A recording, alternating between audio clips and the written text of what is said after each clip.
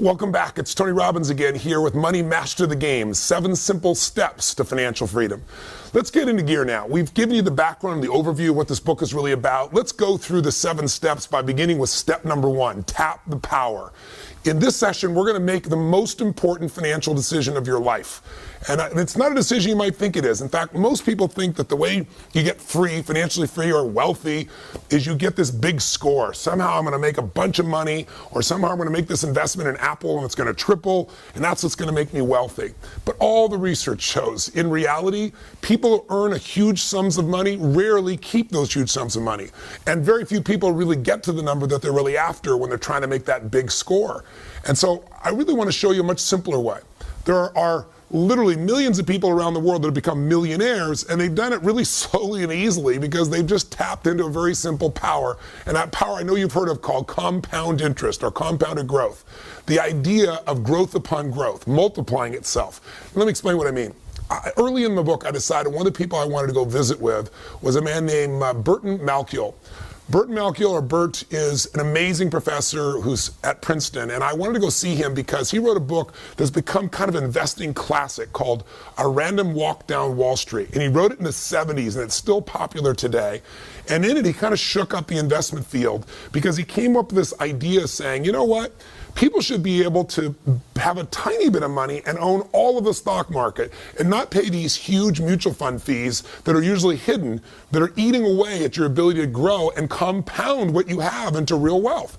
And he was one of the earliest people to ever come up with this idea of promoting the idea of an index fund.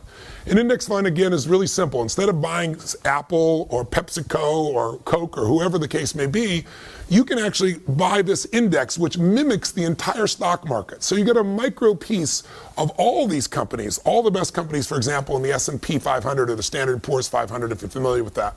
And so his idea has turned into a $7 trillion a year business. And another person I got to spend quite a bit of time with that you'll learn about here in the book and here with me is a gentleman who started Vanguard, and that's Jack Bogle. He took this idea and he bet his fortune on it. Both of these men understood something. And when I sat down with Burton Malkiel, the first thing I said was, look, I know you're a straight shooter. The guy definitely shoots from the hip. He doesn't care what people think. I said, tell me, what's the single biggest mistake that individuals make, that investors make in their life? And he said, Tony, beyond a shadow of a doubt, is they don't take full advantage of the power of compounding. He said, Einstein said it was one of the single greatest inventions of humanity. Understanding it can change everything in your life, and everybody says they understand it, he told me, but very few people tap it. He said, understanding something intellectually is not the same as doing it. If you're doing it, then you know it. If you understand intellectually, you know, like I've said before, that and $3 will almost buy a Starbucks buck of coffee. So what you really have to understand is how it works. And so I asked him, I said, Bert, what's the best way to teach it? And he went into this riff. And, you know, he's in his late 70s. And it was kind of like, I've read him describe this before, but watching him do it there in front of my eyes, his eyes sparkled and he got all in state. You can see he's done this so many times, but it's like a great musician, you know, it's like a Bruce Springsteen going off and doing a riff there directly for you. And his riff was to tell me the story about William and James. He said, tell me, I should give you a real example. Let's say 2 guys, William and James, and let's say William starts out at 20 years old, and he starts taking a little bit of his money and just locking it down and setting it aside and investing it. Let's say he takes $300 a month, $4,000 a year, and he puts that aside and he doesn't touch it, and he puts it in the stock market, and let's say over time he averages 10%, and let's say he does it in an index fund, so he's not being taxed continuously, so it grows tax-free until the time he's going to take it out. And let's say he makes that investment, stay with me now, William makes that investment from the time he's 20, puts away that $300 a month, that $4,000 a year, till the time he's 40. He never makes another investment again. That's it. And then we see what he has at age 65. And then on the other hand, he has a brother named James. And James, he doesn't get started when he's 20. He doesn't get started when he's 30. He waits till he's 40, and then he starts to say, God, I better start doing something. So he does the exact same thing his brother did.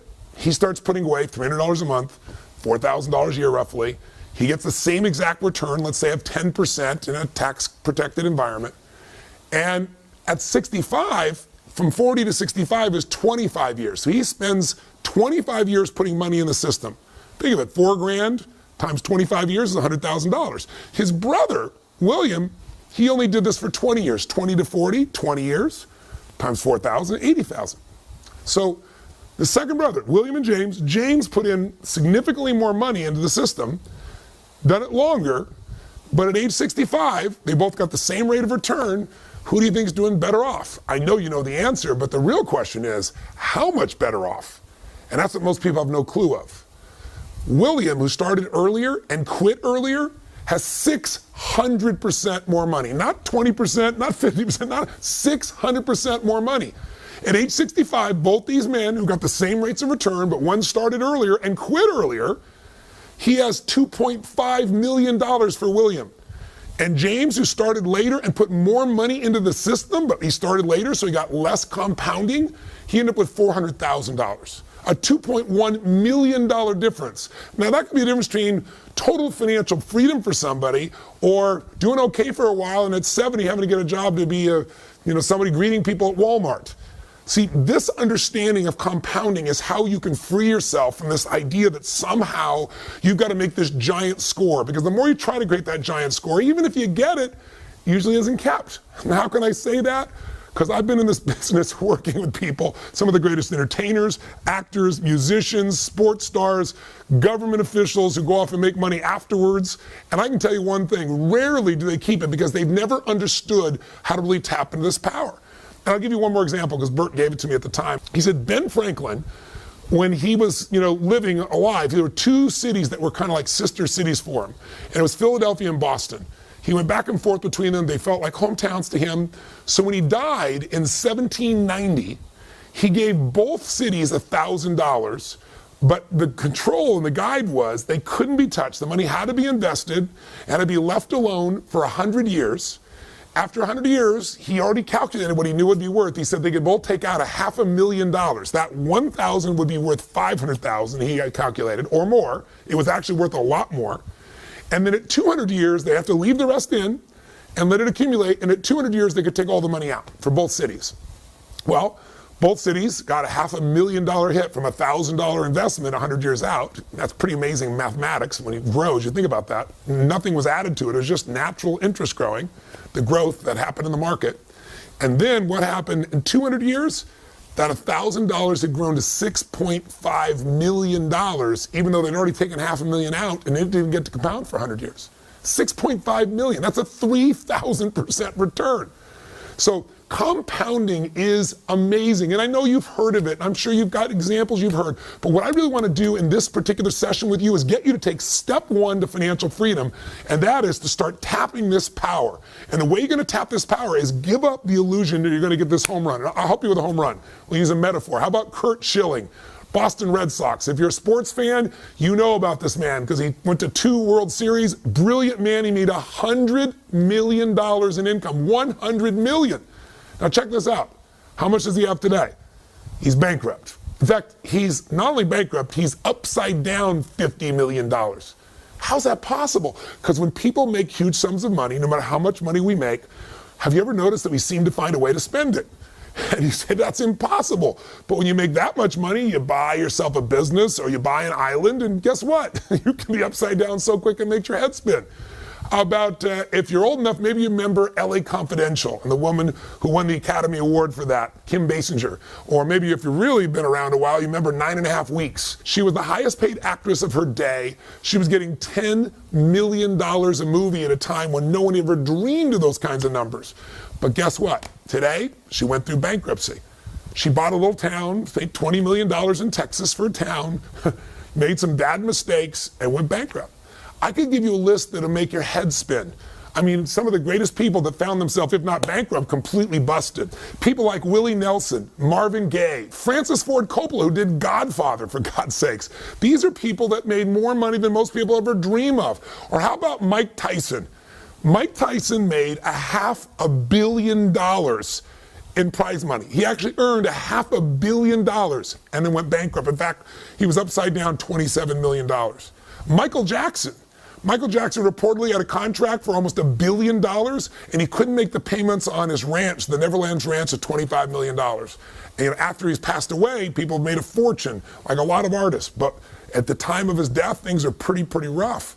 So it doesn't matter how much money you have. In fact, most people describe what happens with, let's say, a fighter, even somebody as brilliant as Money Mayweather, brilliant guy, unbelievable fighter.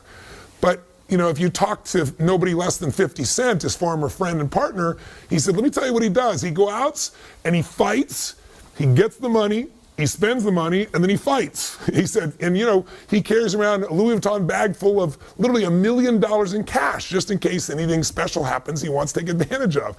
So God forbid if something happens to this man and his ability to fight, he could be in real trouble. We can't do that. And it's easy to make fun of somebody else and go, well, look at what they're doing. But don't most Americans really, instead of fight, say work, earn the money, spend the money, work? That cycle is the worst cycle on earth, and that's a cycle I want to get you out of right now, today, by tapping the power and making step one the most important investment decision in your life. So what the heck is it? Well, what if you decided that you were no longer going to be a financial trader? What are you talking about, Tony? I'm not a financial trader. I don't invest in stocks. I don't do that stuff all day long. Most Americans are financial traders, even though they don't think of themselves that way. Why? Because if you're trading time for money, you're making the worst financial trade in the world. Your goal, and the goal I have for you with this book, is to make money your slave. You want money to work for you, so you don't have to. Until that happens, you'll always have some level of uncertainty or fear or stress or insecurity, because there's only so many things that can happen that mess up your income flow and you're in trouble. What would it feel like if you could build what I would call a money machine? Something that made money while you slept. Something that literally every day of your life, even if you weren't working, could provide you an income without ever having to work again. Because I ask people all the time, what are you investing for? And people say, well, I don't know, I'm doing my 401k so someday I can retire, or I'm investing so that I can get more assets or a bigger nest egg. No, you're not. You're investing for one thing and one thing only. You're investing because you want an income. You want an income that will last longer than you live. In fact, I mentioned before, the number one fear of baby boomers today is that not they're going to die. That's their number two fear. The number one fear is I want to run out of money while I'm alive. And millennials have the same fear because, according to statistics, about 70 to 75% of the people are going to run out of money before they die. And we're all living longer, so the chance of that happening is off the charts unless you and I create a money machine. What does that mean? It's really simple. The most important financial decision of your life is deciding that a portion of all the money you earn in your life is yours to keep, that you're not going to give it up. It's for you and for your family, and you're going to keep a portion of what you earn forever, and you're going to grow it. That you're not going to give it to, Kate Spade, you're not going to give it to the Gap, you're not going to give it to whoever you normally gave it to. You're going to keep that for yourself, and you're going to grow it into something that literally will make it so you don't have to work as long as you live. I call it a money machine because it's really simple. If you were to just think of yourself right now as you're a money machine, if you take a look at this graphic, here you are, you work your tail off, and what happens? You use your efforts to get money. You trade time for money, you take work and effort for money. But what if you just did something so simple? You already know to do it, you're just not probably doing it at the level that you could. What if you made a decision that a percentage of what you earn, you're never going to see it, it's just going to instantly and automatically be put into building this money machine, where you're going to take a portion of what you earn, 10%, 15%, 8%, 20%. You get to decide the number.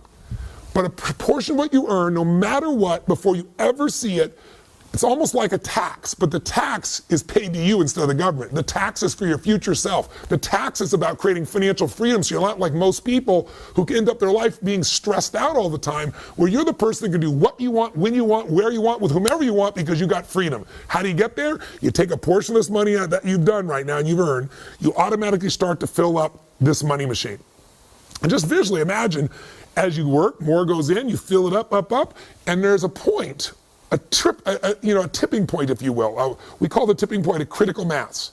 There's a point where the money you've saved and invested will have grown to a point that there's enough there that if you were to get just a small return on your money in a secure environment, the income off your investments, just the income, the investments are still there, the money is still there, that critical mass, that nest egg is so big that the interest you make on it alone, that interest gives you the income you need to live your life as long as you live without ever having to work again as long as you live, period.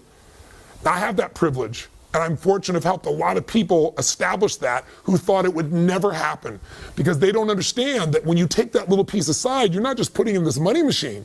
If you're smart, if you do what we show you in this book, the other 6 steps, that money won't just sit there accumulating. That money is going to grow. That money while you sleep is going to make more money and grow and grow and grow, so you get to that critical mass, that nest egg, that peak number where the income frees you for the rest of your life. Now here's what's ironic. And I mentioned this before, but I want to reinforce it for you. If you do this, you will get to the point where you won't have to work. And then I will warn you in advance, you will work. And the reason why is because the secret to financial freedom is not having to work. It's not working. The idea that you don't have to work frees you up. Us as human beings, we have to do something to be productive or we go crazy. I can't tell you the number of people that I've met who've hit the jackpot and then they don't do anything and they're depressed or they're frustrated or they're bored out of their mind. You just want to make sure that what you do with your time is what you love, that it's your passion. And if your passion is your work, you'll work more. In fact, it used to be that the game, remember, was get rich and retire at 40. And now the game is get rich and retire at 80 or 75 or 85. Like I've told you, my friend Steve Wynn, 72 years old, still going there. Warren Buffett, 84 years old. I mean, you can go to person after person after person. The people who make the most money, people who make more than $750,000 a year, the vast majority say they'll never retire, or if they retire, it'll be in their late 70s. That's because the game is different. But I'm going to tell you something, when you don't have to work, you don't have to, you walk different, you talk different, you feel different. You go, Tony, well, that sounds like a pipe dream to me. That's because you don't understand compounding. Because you're looking for that big score that hopefully someday you're going to get, when really, truly, if you were William and not James, and you took a little bit of money and set it aside, and you just let that grow through time, you get millions of dollars for yourself. And I'm going to show you how to make sure to maximize it. I'm going to show you how to make it more tax efficient so you keep more of that money. I'm going to show you how to diversify it so you protect it. I'm going to show you what I've learned from the best people on earth, but none of it is any good if you don't decide on a specific number that you're going to automate to make this happen. Now, I know when I say this, a lot of people say, well, how much? Well, the minimum should be 10%. And ideally, in the world we live in today, if you're 40 or above 45, you should be looking closer to 15% because you have less time to use compounding. So you got to load the system with a bit more. And first thing you'd say, I'm sure many people say, are you kidding me? I don't have that kind of money. I'm spending everything I have right now to keep my credit card bills going, to keep myself going. Everything I earn, I spend. That'll always be true. It doesn't matter how much money people make. Trust me, I've been there myself. You know, I went from barely surviving, trying to figure out what to do, to earning extremely well, and then barely surviving because I overspent. And I mean, it's just the nature of human beings. Our vision gets bigger, we have more resources. But if you will draw a line in the sand and you don't have to think about it. And the thing that Burt Malkiel told me, he said, Tony, the secret to it all is you got to pick that number, and then you don't change it. It's like a tax, and you don't see the money. We'll show you how in the book here. You automate it so that money is taken out immediately. If you run your own business or you go to work somewhere and they raise our taxes by 5%, 8%, 10%, you're going to hate it. You're going to be mad as hell, and it's still going to get paid. That's just the way we are as human beings. So why not create a freedom tax? And it's really not a tax at all. What about a freedom gift? I call it the Freedom Fund. What you want to do is decide right now, what percentage, and by the way, I'm going to mention one thing. You might say, well, Tony, I'm already doing this. I'm already contributing my 401k. Then I want you to decide right now, and I'm going to show you how to maximize your 401k. I'm going to show you how to get rid of the fees in your 401k. They're eating up your compounding. You're compounding fees if you don't know what you're doing in this area. But if you're already doing this, I want you to pick a number right now that you might increase to. And before you pick the number, whether it's 10 or 15 or 20, whatever that number is, you're going to want to decide it and not change it, other than increase it maybe in the future. And you're going to make it automated so that money goes into your Freedom Fund. Not a savings account, a place where you're going to be investing that money and growing it till it hits a critical mass that throws off the income you need so you never have to work again. So you have that true financial freedom. So if you're saying, well, Tony, I don't know how I'm going to do this, let me give you 2 pieces to help you think about this. I could name dozens of stories or examples of people that I've met over the years who started with nothing and became wealthy because they just took a little piece off and forgot about it and let it grow and grow and grow and grow. But I'll give you one of my favorite examples, Theodore Johnson. This is a man who never made more than $14,000 a year in his entire lifetime. He worked for UPS, and he only did one thing different than most people. At late stage of life, in his late 80s, he's worth $70 million.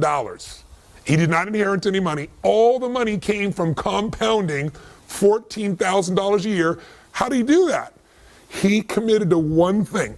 He decided 20% of all he earned was going to be set aside. Every check, every bonus, every situation, 20%. There was no excuses. He'd have to find a way to do things differently, earn money other places, but that 20% was sacred.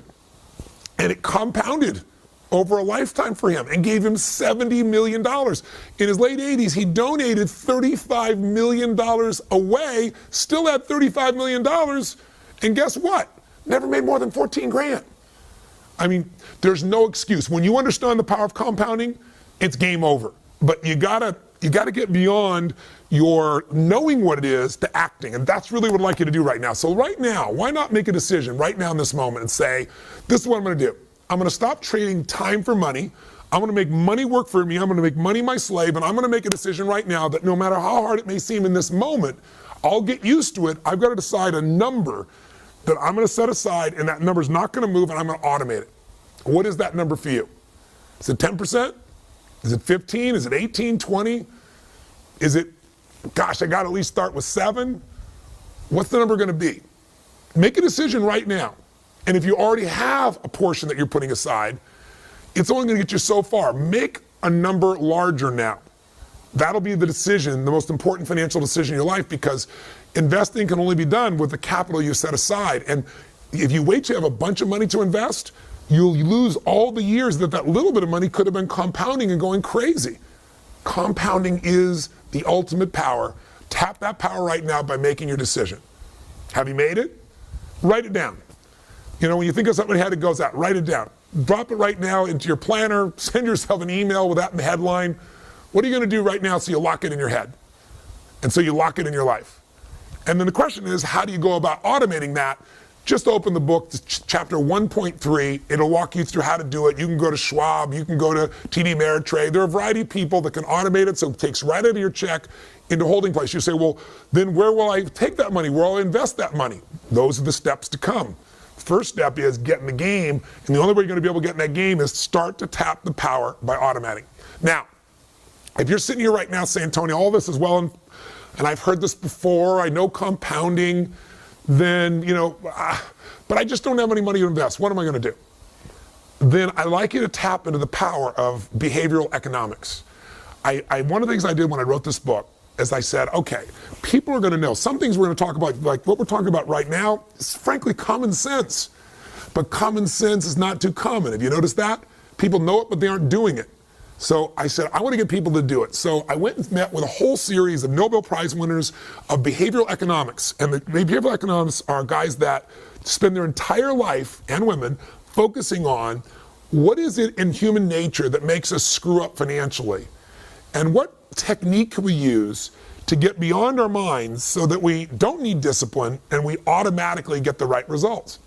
What these behavioral economics experts do is they basically study the human brain and human nature, and they try to figure out what is it in our nature, the way the human brain works, that makes us make the wrong decisions when it comes to finances. And one of those things has to do with the fact that, you know, we want these things, we give more value to things that are immediate than in the future. Like what is in front of you right now seems more real than 10 years from now, even though 10 years from now you're going to get there, and if you don't do something now, it's going to be painful. And so a lot of these experts have figured a way to get around your own nature with these little behavioral tricks. So it doesn't take discipline to make it happen. So for example, Shlomo Benartzi, who's from UCLA, and Richard Thaler from Chicago, both came up with a brilliant system called Save More for Tomorrow. Let me explain how it works. So if you right now say, Tony, I know I've got to save. I know I've got to get, I've got to start tapping the power of compounding, but I'm spending every dime I have and there's no way out. First, bullshit. I'm sorry, but I just got to say bullshit. You can find a way. If it's your entire life and future depends upon it, don't accept that. We all get what we tolerate. There's a way to find it. There's something to cut. There's something to create. There's some way to add more value. We'll get to that later. But with this system, what they said is, look, if I said to you, next week we're going to meet and we're going to have this meeting would you like to have some fresh fruit or would you like to have chocolate cake? When they do this research with students, about 80% of the people say, no, I'll have some fresh fruit, especially in an environment that is somewhat health-oriented and so forth. But when they get to the meeting a week later, exactly the opposite, 80% reach for the chocolate, the chocolate cake. So it's always easy to diet in the future. And similarly, when I say you got to take some money today and invest it, your brain says, oh, I don't have any room for that, there's no time for that. So what Shlomo and his partner Thaler did is they said, what if we let people save more tomorrow? What if you said to people today, make a commitment today that when you receive your next raise of any sort, that raise will then be put aside for savings in your freedom fund and to building your financial future.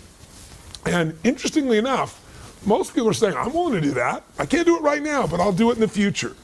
And as a result, if you do this program, and I explain it in the book in more detail, but just the highlight note is you can go to your HR department and you can let them know. For every raise you get, you're going to take out X percentage. I'll give you an example. They took a group of people in the Midwest who were blue-collar workers with no room to be able to save. These are people that said there's no way. So both Shlomo and Thaler together said, you got to save 3.5%. Anybody can save 3.5 cents out of a dollar. You've got to do that. So they all agreed. They said, but then you're also going to use to this formula of save more for tomorrow, which means every time you get another raise, another 3% or 3.5% is going to be set aside. The most crazy thing happened. This group of people went from saving nothing, or 3.5%, to saving 14% on average. Now, when you start saving 14%, it's a different universe. You're going to start compounding. Get this, 65% of these blue-collar workers who never saved anything in their life were saving 19%. Now, when you start saving almost 20%, that's what made this man with $14,000 a year end up with $70 million. That's the power of compounding activated. So here's what I'm going to say to you. There is a way. And if you say, Tony, well, but there isn't. Okay, I'll agree to do this in the future, but what if I don't get a raise? Well, if you don't get a raise, I'd say to you, learn to become more effective. I always tell people, find a job where your raise becomes effective when you do.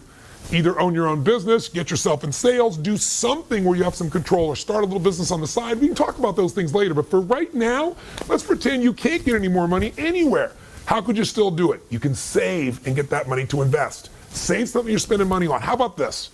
Take one night a week and don't go out to dinner. Order a pizza in, watch a movie at home instead of going out to the movies. You'll save at least $40. In the world we live in today, probably a bit more than that. If you save $40 a week by just having a pizza, not going out for dinner on one of those nights, or not going out and spending that money, $40 a week sounds like so small amount. But if you took that money and you put it in your freedom fund, and you grew it at 8%, and we're going to show you some people, for example, in this book, who've averaged over 75 years closer to 10%, and with very little risk up and down. But let's say you averaged 8%, and you left it in there for 40 years. You know, you're 20 years old, you're 25 years old, you're 30 years old even, plenty of time. Do you know what that money turns into? $40 a week? That's almost $2,000 a month. At 8% compounded turns into $500,000 by itself. See, the money's going to get spent. The only question is, are you going to compound it in something real, or are you just going to throw it away? The real goal in step one here, tap the power. If you want to say, what's the first step of these 7 steps? They're going to get you financially free. You tap the power by stop being a consumer and start to become an owner. That's what you are when you decide to invest. You become an owner in American business or world business. And when you own businesses that are growing, you get to grow with them. And as they compound in their value, you get to compound what you have in your ownership of them as well. So you got to become an owner, and you've got to become an investor. And the only way you can do that is decide on percentage you're going to set aside. Now, you can use save more for tomorrow, start with a small amount and build up. That's such an easy way to do it. You can just say, boom, I'm going to start with 15 right now. But you got to make sure that it's automated. And if you're still saying, okay, all this is wonderful, but where do I come up with this money? Well, let's take something. You've all heard people talk about their Starbucks strategy, stop drinking Starbucks. I think a lot of you are going to still drink your Starbucks. It's pretty addicted. But I'll give you a simple one. How about bottled water?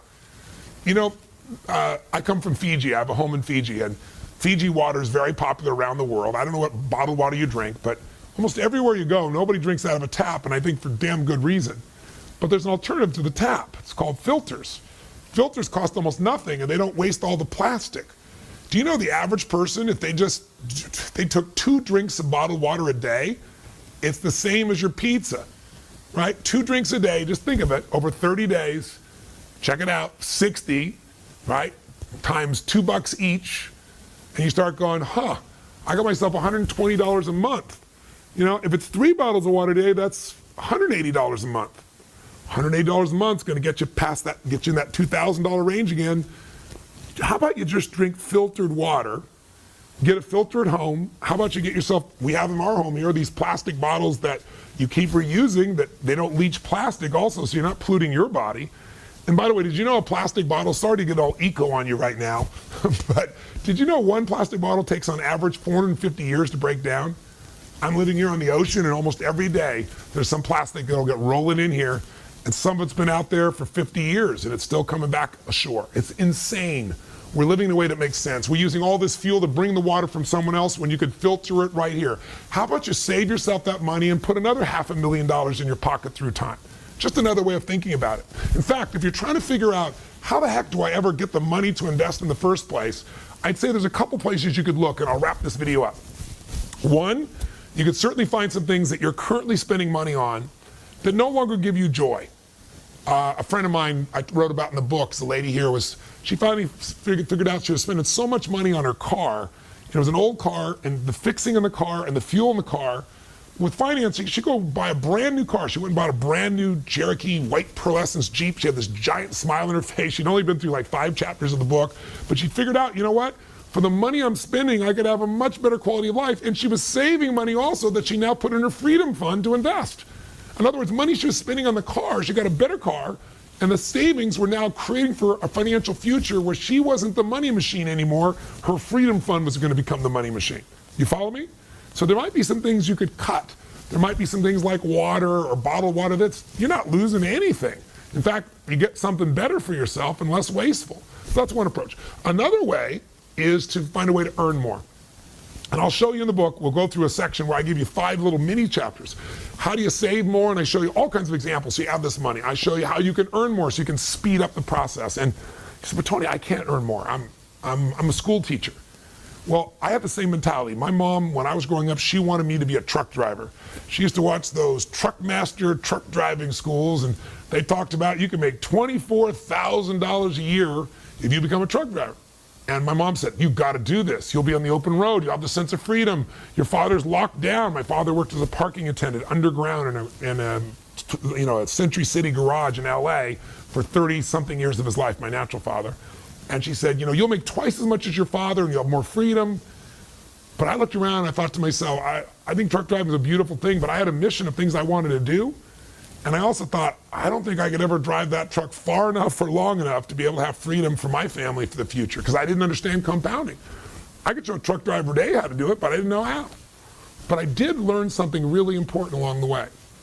I was 17 years old, and I went to meet this man. Didn't go meet him. I went to attend a seminar by a man named Jim Rohn, who later became one of my first mentors. And Jim was a personal development speaker, and he would get up and talk for 3 hours, which I thought was a long time. If you've been to one of my seminars, you know that's not a long time. And he would share these tools and philosophies of how to improve your life and a few strategies. And I was very touched by him. And the very first night I met him, he said some things I never forgot. He said, you know what? Everybody wants life to change, but for your life to change, you have to change. For things to get better for you, you've got to get better. And he said, instead of complaining about how you don't have the money and how things aren't fair or going on a strike, he said, rarely will that get you. Strikes will get you pennies of improvement. He said the most powerful thing you can do in the marketplace is to understand how the marketplace works. And here's how it works.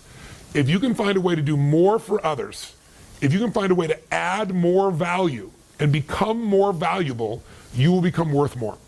But you got to be worth more. You've got to be able to say, how can I do more for this business I work on? How can I help them save the money? How can I bring skill sets that make them more profitable? You've got to think about that, because we're all paid in accordance to what our worth is in the marketplace. Not our spiritual worth, not our emotional worth, not what our worth is as a soul, but our economic worth. See, in the world we live in today, there are people that make $7 an hour, and there are people that make $3.5 billion a year. I'm not saying one is better or worse, but I'm saying one has a lot more choices. Now, why?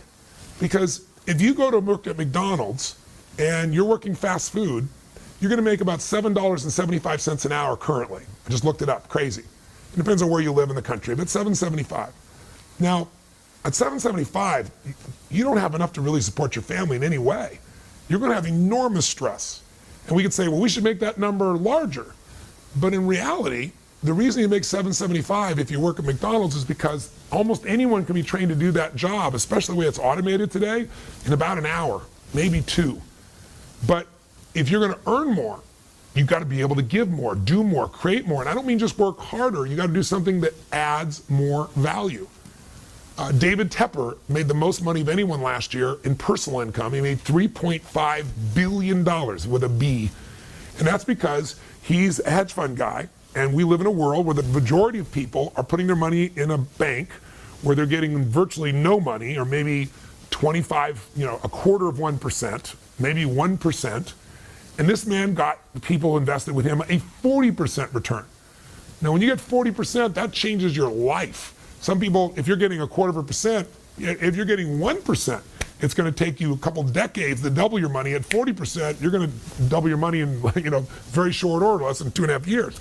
So it's an interesting process to see what that value is. And he said, Tony, what you must do is find a way to do more for others than anybody else has done. He said, if you can find a way to help millions of people, then obviously you can be a millionaire if you want to be that. He said, but it's got to be something they want, something they value, something they think is incredible. Now, why do I tell you that? Because the first time I started talking about compounding and saying one way to do it is start to earn more and put more aside. If you think you don't have enough now, I had this school teacher come to me and she said, but I can't. I'm this fixed income. And there's no way for me to get a raise. And I said, you know what? One of the great injustices of our current society is that the most important jobs, like, for example, a teacher, where we're entrusting the future to someone to help us with our kids create their own future, create their skill sets, their abilities, they're horribly paid in this country. But you can complain about the system, or you can take control of what's within your own control, and you can find a way to add more value. She goes, how am I going to do that? I said, I know a school teacher, I described him in the book, who makes $4 million a year. How? He decided, I love working with 30 kids, but if I only work with 30 kids, I'm going to make $60,000 a year. But if I can find a way to work with hundreds of thousands of kids, I could earn hundreds of thousands or maybe millions of dollars. And all he did was he became incredible as a teacher.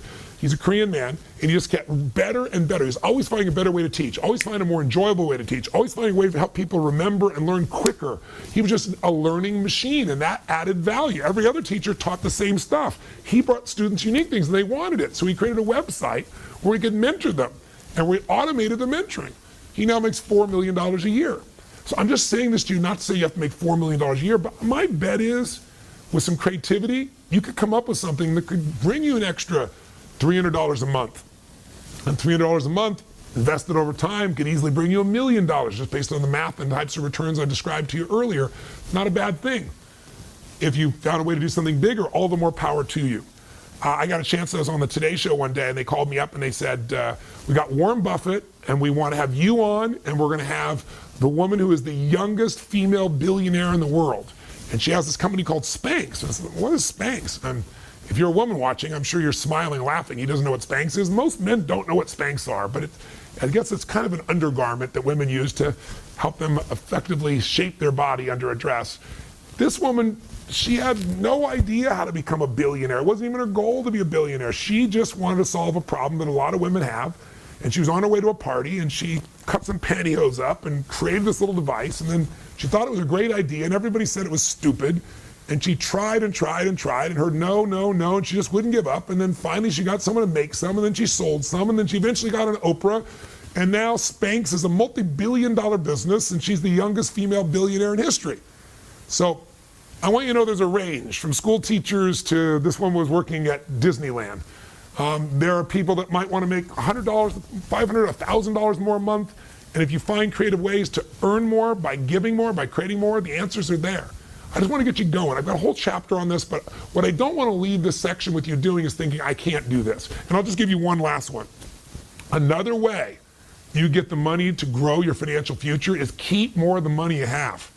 So I've got a whole chapter here in the book on really It's the secrets of the ultra wealthy that you can use too. And you'll find it in section 5 of the book. And in fact, it's chapter 5.5 if you want to look it up when you go there.